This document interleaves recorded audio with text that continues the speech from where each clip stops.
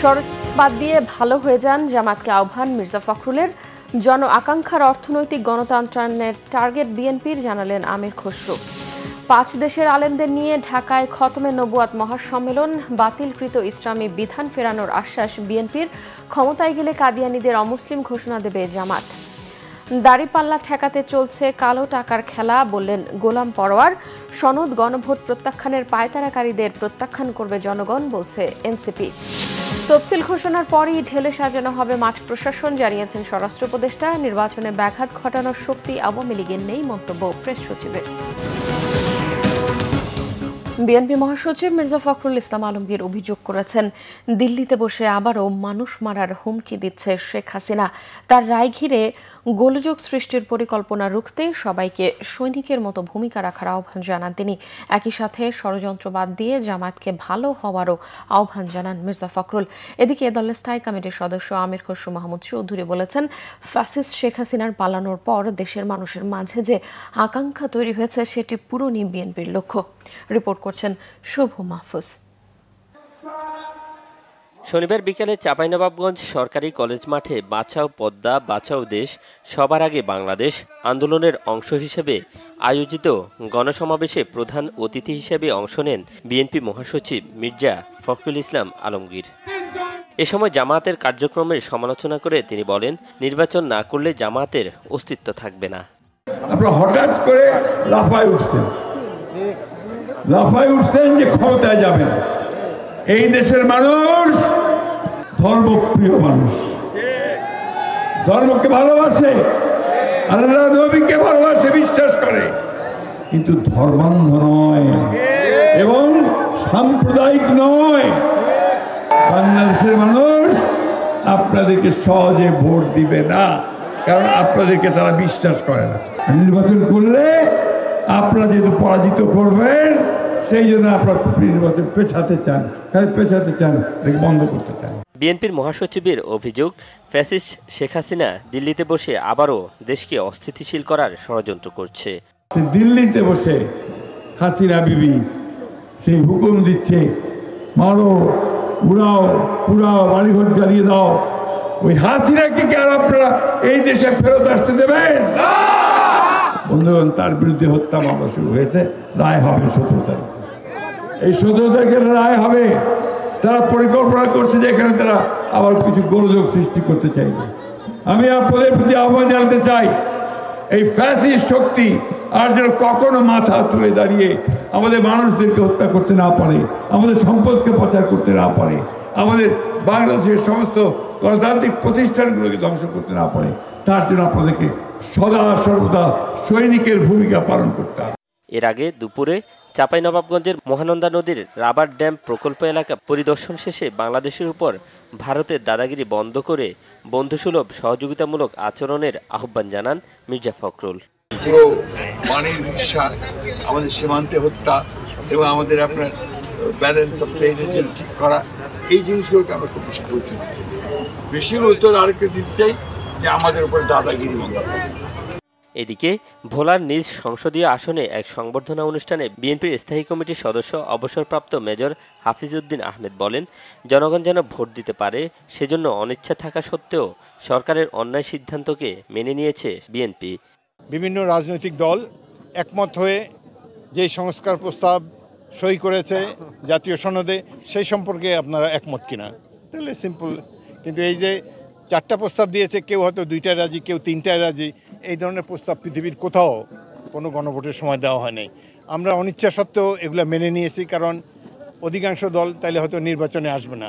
অন্যদিকে ফরিদপুর বিভাগের ব্যবসায়ীদের সাথে মতবিনিময় সভায় দলের আরেক স্থায়ী কমিটির সদস্য আমির খসরু মাহমুদ চৌধুরী বলেন, দেশের জন্য এই মুহূর্তে দরকার অর্থনৈতিক গণতন্ত্রায়ন।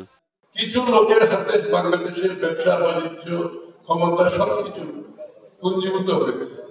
তো সেখান থেকে বেরিয়ে আসতে হলে আপনি যদি শুধুমাত্র রাজনীতিতে গণতন্ত্র করেন কিন্তু অর্থনীতিকে বাইরে রাখবেন, সেটা তো হবে।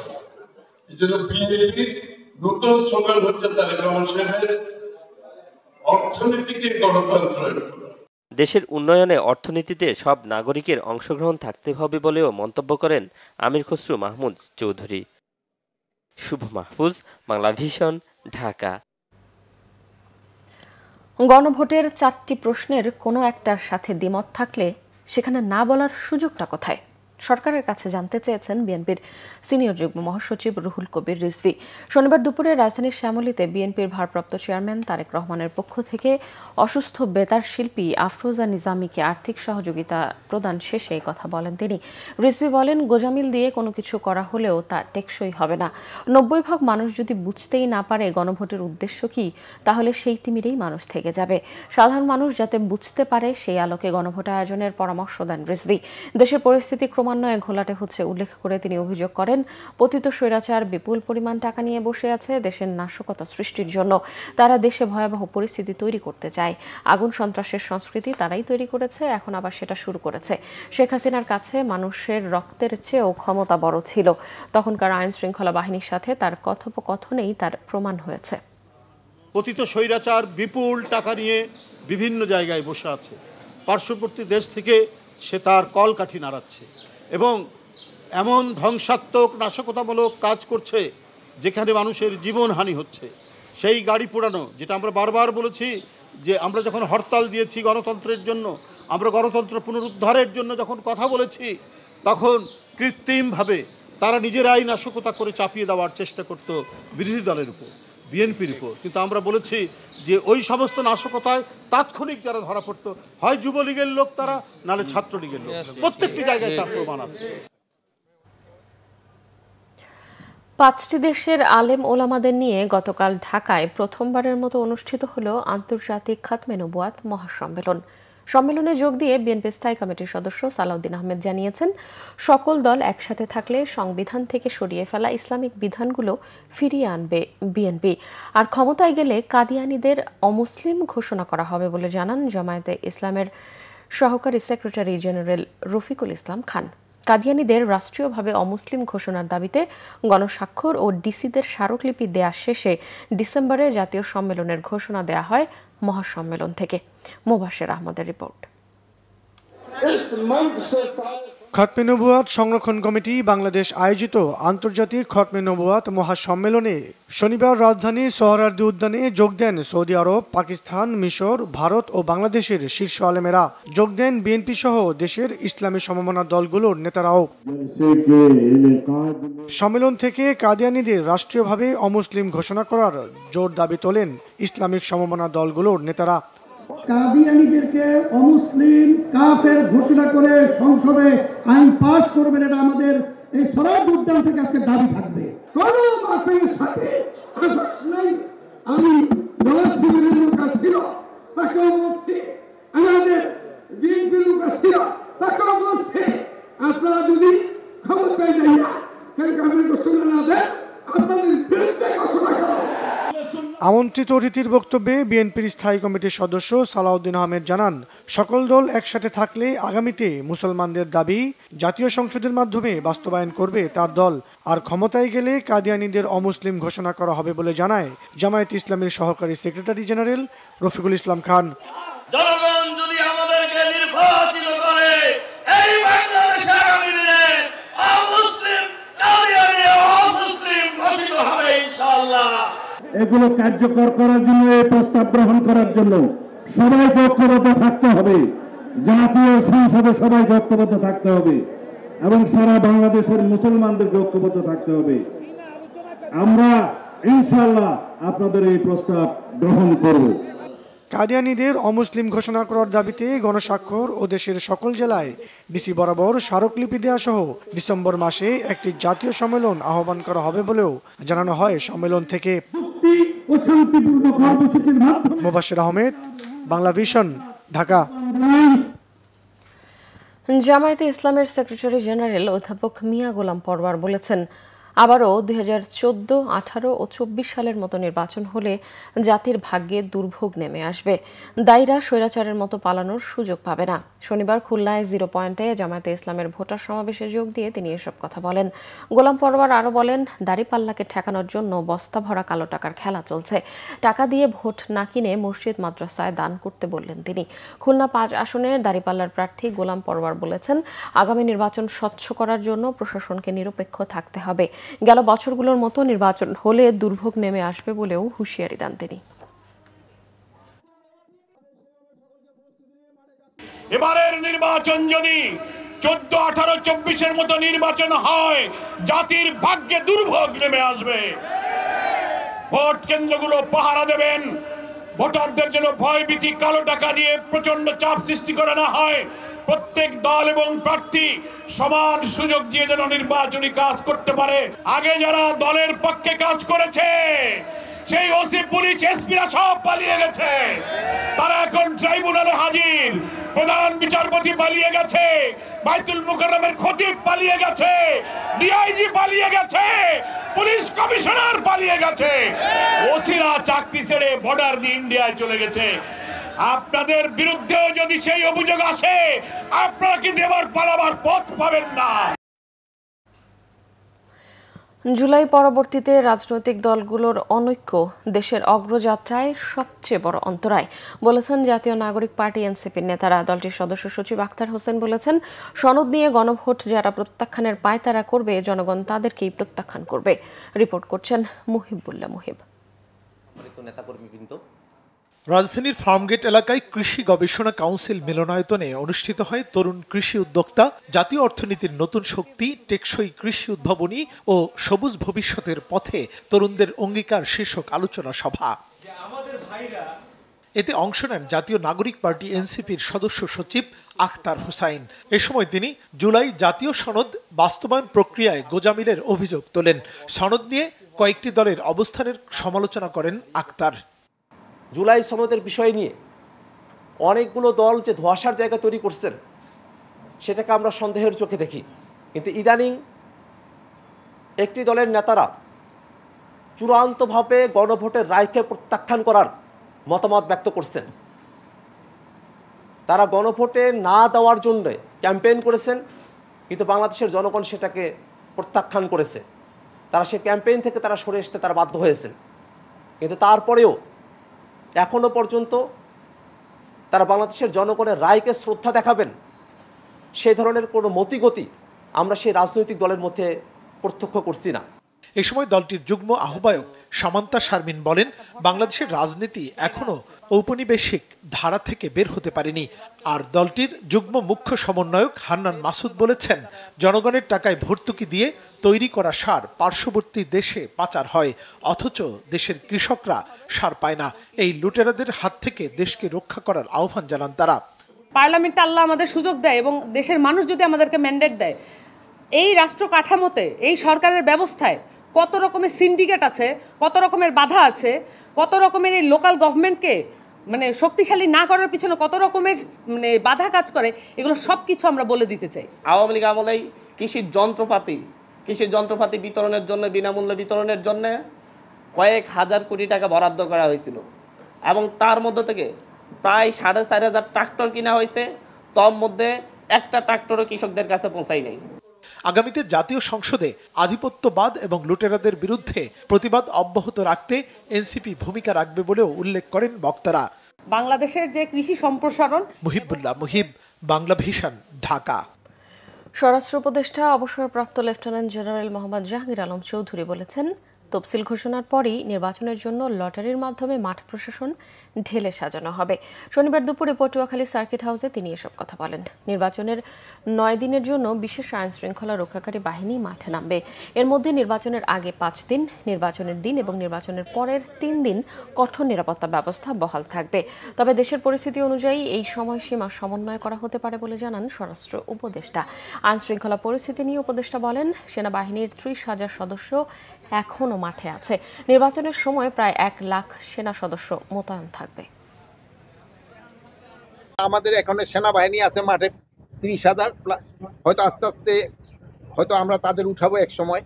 আর এরপরে ওই সময় আমরা প্রায় 1 লাখের মতো সেনাবাহিনী নিব, প্রায় 1,50,000-এর মতো আমাদের পুলিশ থাকবে, 35,000-এর মতো আমাদের বিজিবি থাকবে, প্রায় নেভি থাকবে প্রায় 5,000-এর মতো, কোস্টগার্ড থাকবে প্রায় 4,000-এর মতো, র্যাক থাকবে প্রায় 8,000-এর মতো, প্লাস আনসার থাকবে প্রায় 5.5 লাখ টাকার মতো। প্লাস আমরা এবার বডি ক্যাম কিনে দিচ্ছি পুলিশের। এই জন্য ইলেকশন খুব শান্তিপূর্ণভাবে হবে এবং কোথাও কোনো রকমের কোনো অসুবিধা হবে না। প্রধান উপদেষ্টার প্রেস সচিব শফিকুল আলম জানিয়েছেন, আওয়ামী লীগের তৃণমূল ভেঙে গেছে বা প্রতিদ্বন্দ্বী দলগুলোতে মিলিয়ে গেছে। এই পরিস্থিতিতে নির্বাচনে ব্যাঘাত ঘটানোর মতো শক্তি তাদের হাতে নেই।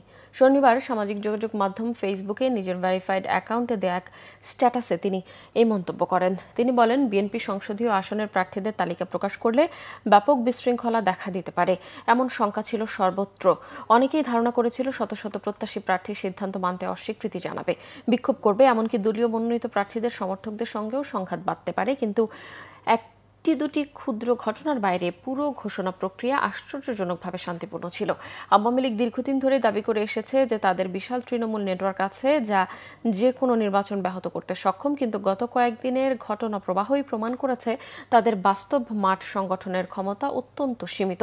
দলটি এখন মূলত ভাড়াটে কিছু টোকাই শ্রেণীর সমস্যা সৃষ্টিকারীর উপর নির্ভরশীল, যারা পরিত্যক্ত বাসে আগুন ধরানো, 30 সেকেন্ডের ঝটিকা মিছিল করা কিংবা সামাজিক যোগাযোগ মাধ্যমে এআই ভিত্তিক বিভ্রান্তি ছড়ানোর মতো কাজ করতে পারে। ফলে দলটি কার্যত ফেসবুক নির্ভর একটি প্রতিবাদী গোষ্ঠীতে পরিণত হয়েছে, যার মাঠে কোনো উল্লেখযোগ্য সাংগঠনিক শক্তি নেই। বিএনপি চেয়ারপারসনের পররাষ্ট্র বিষয়ক উপদেষ্টা কমিটির বিশেষ সহকারী ইশরাক হোসেন বলেছেন, ভবিষ্যতে যারাই সরকার কিংবা বিরোধী দলে যাবে সবাইকে সাথে নিয়ে সমৃদ্ধ বাংলাদেশ গড়তে কাজ করবে বিএনপি।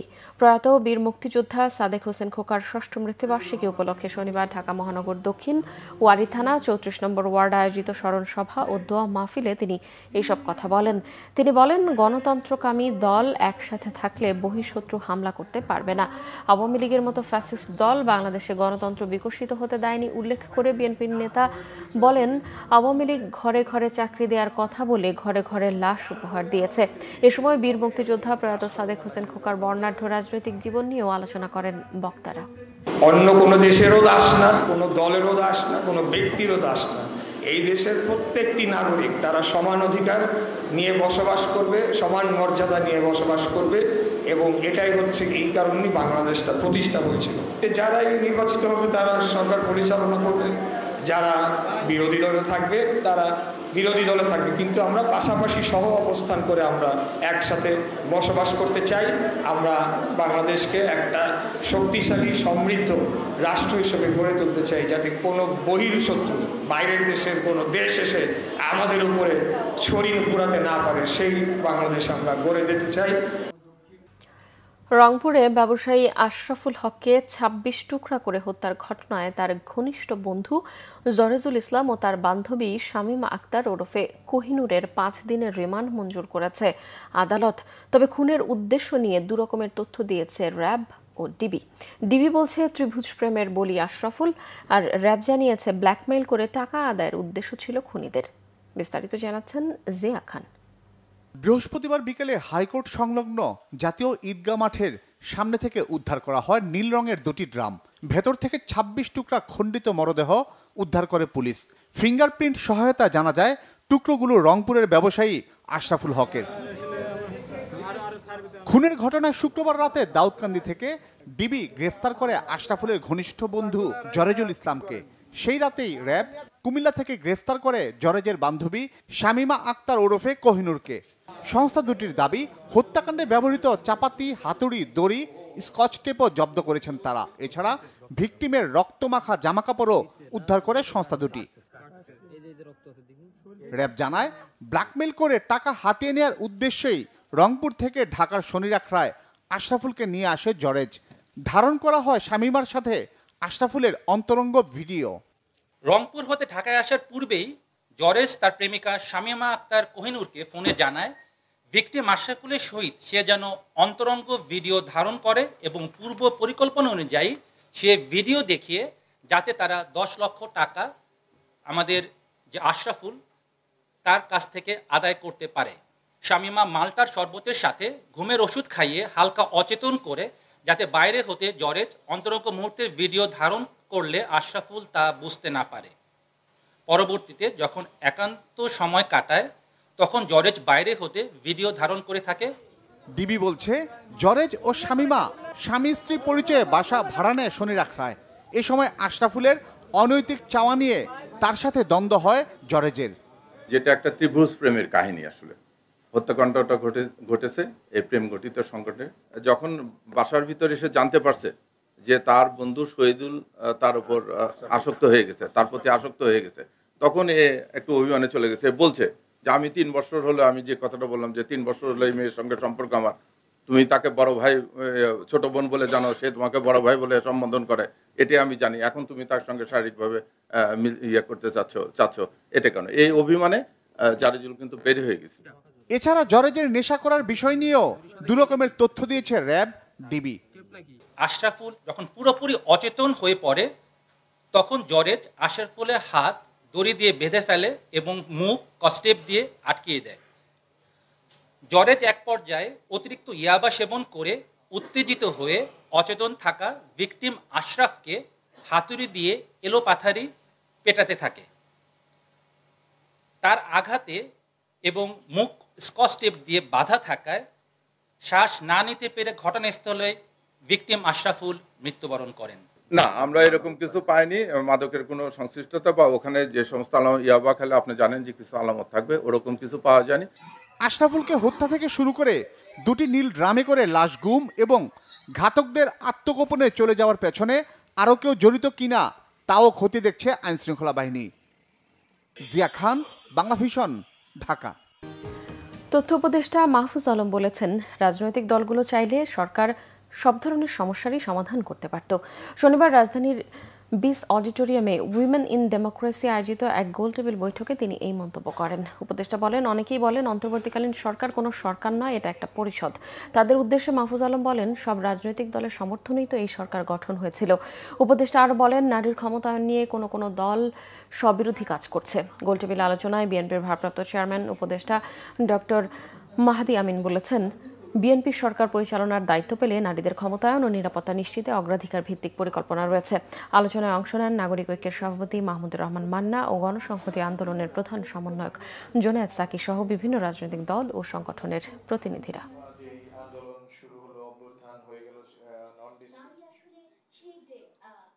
আমি কোন রাজনৈতিক বিশেষ কোন দলের কথা বলবো না, সব দল মিলিয়ে এই দায়িত্ব কি শুধুমাত্র যে অর্থে আজকে একজন রাজনৈতিক নেতা বললেন যে এটা একটা পরিষদ, এটা কোনো সরকার না, এটা একটা পরিষদ। এই পরিষদ অথবা পারিষদ যদি সঠিক অর্থে বলি এদের উপরেই ছিল। রাজনৈতিক দলগুলোই যদি সমর্থন থাকত তাহলে আমি মনে করি যে অনেকগুলো ক্রাইসিস 1-2 দিনের মধ্যে সমাধান করা যেত। ভারত নিয়ন্ত্রিত জম্মু কাশ্মীরের শ্রীনগরের একটি থানায় ভয়াবহ বিস্ফোরণের ঘটনায় পুলিশ সদস্য সহ অন্তত 9 জন নিহত হয়েছে, আহত হয়েছে আরও 29 জন। আহতদের মধ্যে কয়েকজনের অবস্থা গুরুতর। শুক্রবার মধ্যরাতে নওগাম থানা চত্বরে জব্দ করে রাখা বিস্ফোরক দ্রব্য পরীক্ষার সময় এই বিস্ফোরণটি ঘটে। সম্প্রতি হরিয়ানার ফরিদাবাদ থেকে বাজেয়াপ্ত করা অ্যামোনিয়াম নাইট্রেটের একটি বড় ভাণ্ডার থানার ভেতরেই সংরক্ষণ করছিল পুলিশ। ওই থানা চত্বরেই পরীক্ষা নিরীক্ষা করে ফরেনসিক দল। বিস্ফোরণের ঘটনায় নিহত ব্যক্তিদের বেশিরভাগই পুলিশ ও ফরেনসিক দলের সদস্য। বিস্ফোরণের তীব্রতায় ঘটনাস্থল থেকে প্রায় 300 ফুট দূরেও মরদেহের অংশ পাওয়া গেছে। নিহতদের মরদেহ শ্রীনগরের পুলিশ কন্ট্রোল রুমে নেওয়া হয়েছে। এই ঘটনায় থানা চত্বরে থাকা বেশ কয়েকটি গাড়িও ক্ষতিগ্রস্ত হয়েছে। এর আগে দিল্লিতে বিস্ফোরণের ঘটনায় গাড়ি চালক ওমর নবীর জম্মু কাশ্মীরের বাড়ি গুড়িয়ে দেয় ভারতের নিরাপত্তা বাহিনী। বিস্ফোরণের ঘটনায়ও তাকেই সন্দেহ করা হচ্ছে। সংবাদ শেষ করব ক্রাউন সিমেন্ট শিরোনামগুলো আরও একবার জানি। শরৎ বাদ দিয়ে ভালো হয়ে যান, জামাতকে আহ্বান মির্জা ফখরুলের। জন আকাঙ্ক্ষার অর্থনৈতিক গণতন্ত্রের টার্গেট বিএনপির, জানালেন আমির খসরু। 5 দেশের আলেমদের নিয়ে ঢাকায় খতমে নবুয়াত মহাসম্মেলন, বাতিলকৃত ইসলামী বিধান ফেরানোর আশ্বাস বিএনপির। ক্ষমতায় গেলে কাদিয়ানীদের অমুসলিম ঘোষণা দেবে জামাত। দাড়িপাল্লা ঠেকাতে চলছে কালো টাকার খেলা, বললেন গোলাম পরোয়ার। সনদ গণভোট প্রত্যাখ্যানের পায়তারাকারীদের প্রত্যাখ্যান করবে জনগণ, বলছে এনসিপি। তফসিল ঘোষণার পরই ঢেলে সাজানো হবে মাঠ প্রশাসন, জানিয়েছেন স্বরাষ্ট্র উপদেষ্টা। নির্বাচনে ব্যাঘাত ঘটানোর শক্তি আওয়ামী লীগের নেই, মন্তব্য প্রেস সচিবের।